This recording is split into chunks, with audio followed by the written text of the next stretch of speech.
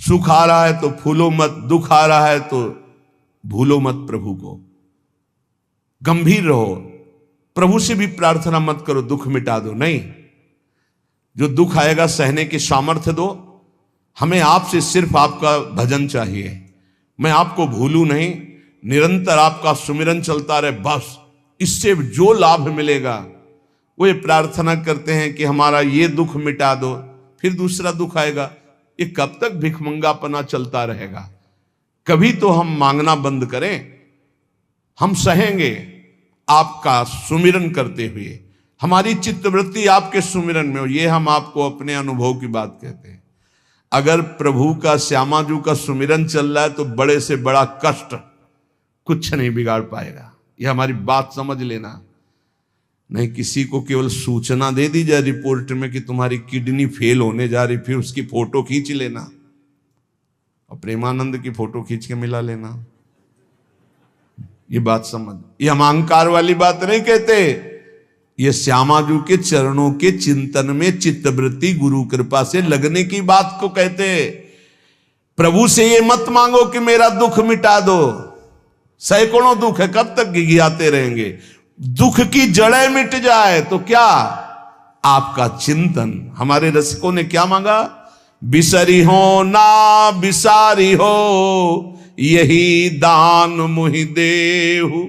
श्री हरिवंश की लाडली मुहि अपनी करी ले। हे लाडले युगल सरकार, हे लाडली जू, मुझे अपना निज जन जान करके निरंतर स्मृति प्रदान करो। मैं आपकी स्मृति में डूबा रहूं और आप भी कभी कभी याद कर लें मेरा निज जन है, बस। अगर स्मृति चल रही है तो वो आनंद रहता है जो रोग कभी दुख दे ही नहीं सकता। किसी भी रोग में इतनी दुख देने की सामर्थ्य नहीं है जितनी श्यामाजू के चरणों के आश्रय से सुख समुद्र का उफान आता है। ये फेन बुदबुदा की तरह रोग के दुख इधर उधर लहराते रहते, कुछ फर्क नहीं पड़ता। अरे बोले तुम तो जाके जाए ना पांव बेवाई, वो का जाने पीर पर आई, प्रवचन कर रहे हो, कष्ट होता तो पता चलता। नहीं लोग कह देते कि प्रवचन करना सरल है, कष्ट होता तो पता चलता। तो सच्ची कहते हैं जितने तुम बैठे हो इतने में हमें लगता है किसी की दोनों किडनी फेल नहीं होंगी। नहीं होंगी, नहीं ऐसे नहीं बैठ सकते जैसे बैठे हो। श्यामाजू की कृपा से 1 बजे से चल रही दिनचर्या और 10:15 बजे तक ऐसी ही दिनचर्या चलेगी, गुरुजी तक ऐसे, फिर कुछ प्रसाद पा। ये किडनी से नहीं चल रहा, ये श्री जी की कृपा से चल रहा है। और वो कृपा आप सब पे भी है। केवल श्यामाजू के चरणों का आश्रय लेके चिंतन में रहो। इसलिए हम कहते हैं कोई कष्ट आए तो ये मत मांगो कि श्यामाजू कष्ट मिटा दो, घाटे में रहोगे। श्यामाजू हमारा चिंतन आपका हो तो कष्ट ही अनुभव में नहीं आएगा। हे भोरी सखी की ऐसी स्थिति थी जो आप स्वीकार ही नहीं कर पाओगे कि क्या ऐसा होता भी है क्या।